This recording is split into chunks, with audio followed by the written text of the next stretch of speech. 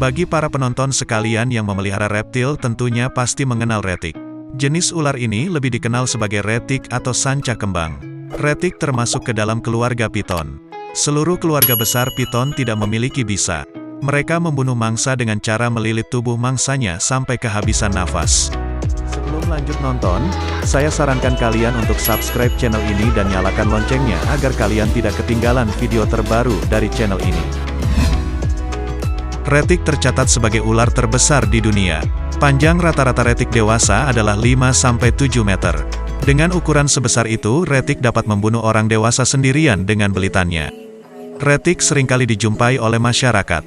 Ciri ular ini adalah coraknya yang cukup cantik. Pada punggungnya terdapat rangkaian pola berwarna hitam yang membentuk berbagai pola. Ada yang bulat seperti rangkaian rantai, ada pula yang kotak seperti kartu wajik, dan masih banyak bentuk lainnya yang memanjang dari leher sampai dengan ekornya. Bagian samping ular ini dihiasi corak berwarna kuning dan abu-abu keperakan. Nama sanca batik itu sendiri karena melihat sisi sampingnya ini yang nampak seperti lukisan batik yang beraturan. Habitat ular sanca kembang. Retik sering dijumpai masuk ke dalam rumah atau pekarangan warga. Habitat ular ini termasuk sangat fleksibel. Dia bisa hidup di dalam hutan hujan yang rimbun, semak belukar, padang rumput, dan bahkan gorong-gorong saluran air dekat pemukiman manusia. Ular ini juga kerap ditemukan dekat sumber air. Pada dasarnya retik menyukai tempat yang hangat namun memiliki tingkat kelembaban tinggi. Oleh karena itu ular ini seringkali masuk ke rumah manusia karena banyak tempat yang disenangi ular ini.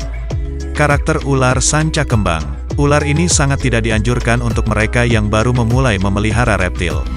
Mengapa? Ular ini termasuk tipe ular besar. Selain itu tingkat agresivitas dan nafsu makannya cukup tinggi. Kalau menemukan retik yang jinak tentunya sudah melalui proses domestifikasi dan interaksi yang intens dengan manusia.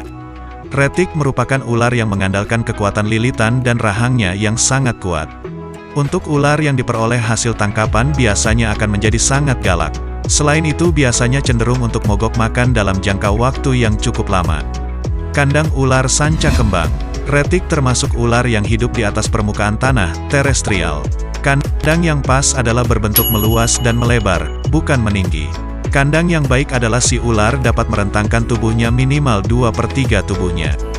Harus ada ventilasi yang cukup karena retik mempunyai kencing yang cukup menyengat aromanya. Untuk alas kandang biasa gunakan alas koran.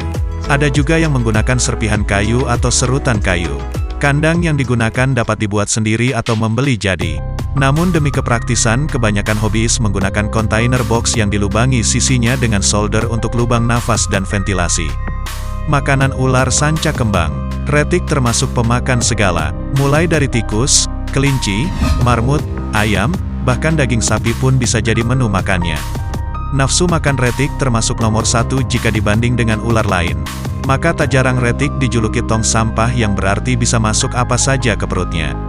Untuk ular yang masih baby bisa langsung diberi makan tikus mencit yang masih muda, jumper. Jangan terlalu banyak memberikan makan ketika masih kecil, sebab dikhawatirkan akan muntah. Pemberian pakan dalam intensitas sering dan kuantitas yang banyak hanya akan membuat retikmu menjadi cepat besar. Perlu diingat, kamu memelihara hewan ini tidak hanya 1 atau 2 tahun. Kamu harus bertanggung jawab mengurus ular ini sampai dia besar nanti. Pakan untuk ular yang besar di atas 1 meter bisa diberikan rat atau marmut. Sedangkan untuk retik yang sudah masuk ukuran adult, 3 meter ke atas, berikan pakan berupa ayam atau kelinci. Cara handling ular sanca kembang. Urusan handling retik menjadi hal yang sangat penting diperhatikan. Retik termasuk hewan yang buas dan susah diprediksi. Selain itu kekuatan retik juga patut dipertimbangkan sebab tenaganya cukup besar dan menguras energi kita. Pastikan sebelum menghandle ular kamu tangan harus dalam keadaan dicuci. Sebab dikhawatirkan jika tangan kita tidak bersih, khususnya setelah memberi makan, ular akan menghajar tanganmu karena mengira tanganmu adalah makanan. Kunci utamanya adalah kamu harus percaya diri dan tenang. Biarkan ular percaya kepadamu dan tidak menganggap kamu sebagai ancaman.